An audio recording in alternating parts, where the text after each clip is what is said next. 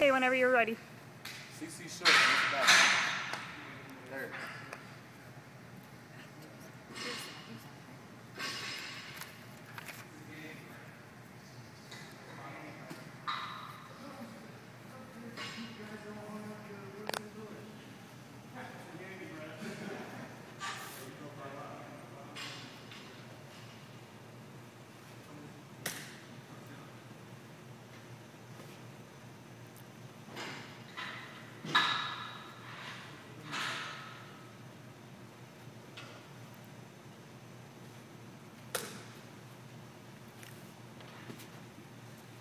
I'm Chelsea Zarlega. This is Lisa. And that's Jenny. This is our kinesiology final, which is an overhanded throw. And it's a fundamental throw in many sports. In today's presentation, we'll be showing the proper techniques of an overhanded throw. It's an upper and lower extremity performing of just a right-hander, and movements will be broken down into 5 techniques. The 5 phases that we'll be discussing are the wind-up phase, the stride, the cocking phase, the acceleration phase, and the follow-through. The first phase that we're going to look at is the wind-up phase.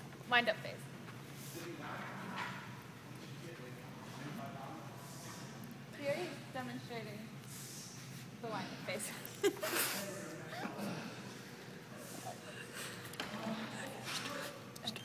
The next phase is the stride phase.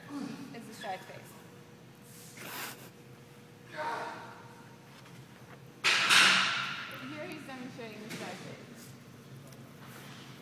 The third phase we're going to talk about is the cocking phase.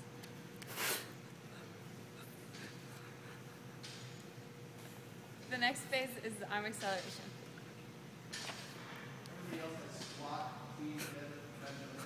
That was a combination of the 4th and 5th phase, which was the arm acceleration and the follow-through.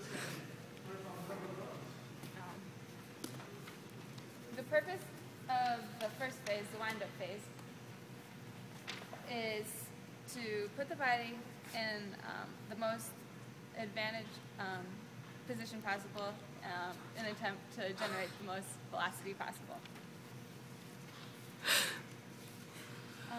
The purpose of the stride phase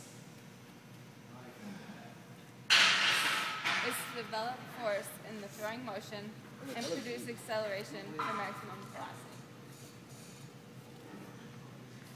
In the cocking phase, the purpose is to put the body in position for the greatest range of motion and allow for force to be generated from the throw.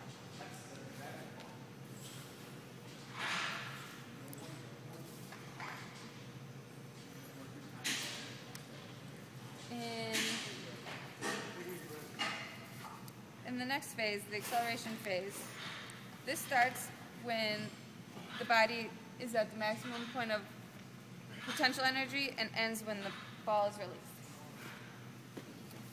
And the last and final stage is the follow-through. The purpose of the follow-through is to absorb the energy in the throwing arm in order to reduce the great stress that is placed on the upper extremity.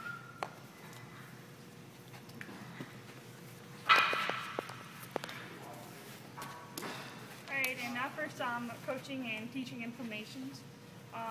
When you're teaching the overhand throw, it's important, kind of obvious, but it's important that you step with the opposite foot that your dominant hand is throwing with. So he steps with his left and throws with his right. It's also, during the stride phase, which is the second phase, it's important to have the wrist fully extended backwards. So if you're pitching in a game of baseball, second base would be right behind you, and the ball would be facing towards second base.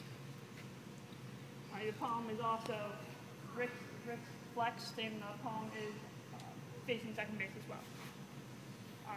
Then it's important that you bring the elbow forward first, and then your wrist. So elbow, and then the wrist, going like that. This helps avoid injuries, and I'll get to that in a sec. Releasing the ball at the precise time and desired point for accuracy is vital to success at getting the ball to go where you want to go. And then once you've released the ball, in order to have good momentum and good accuracy, you must bring your dominant hand, so the right hand, across the body. Just like that, that's perfect. As far as injuries go, when he is accelerating and the elbow is going forward, like this, right there, that's like the most critical point. That's when the most stress is on the pitcher's body, right there at the arm. So it's vital that you stretch and warm up properly and get proper mobility so you don't injure yourself while throwing. Thanks.